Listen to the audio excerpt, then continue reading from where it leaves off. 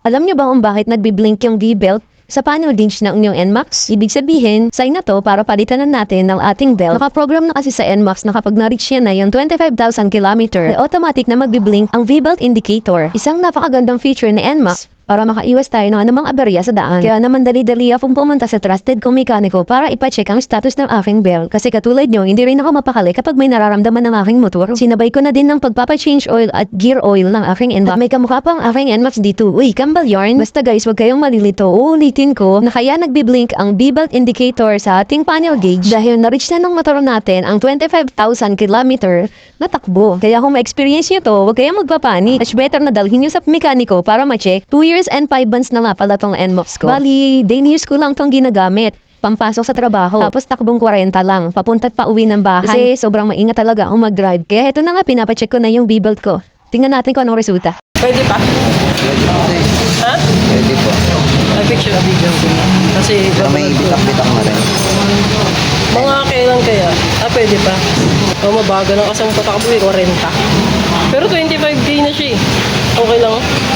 Mas mga pangilin mga kapalinis yung ba?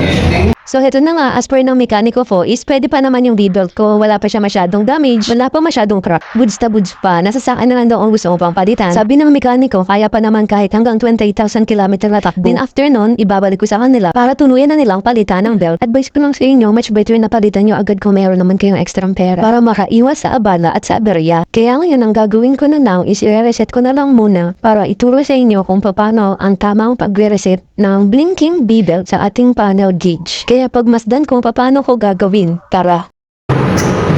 I-on ang ating motor at hanapin ang menu or ang ating handlebar switch button. Nasa kaliwang bahagi ito ng ating manibela. Then i-press nyo like this. Search nyo lang. From Odo, trip 1, trip 2, battery, TCS, oil, then next na yung V-belt. And then from V-belt, ilong press nyo ulit yung menu.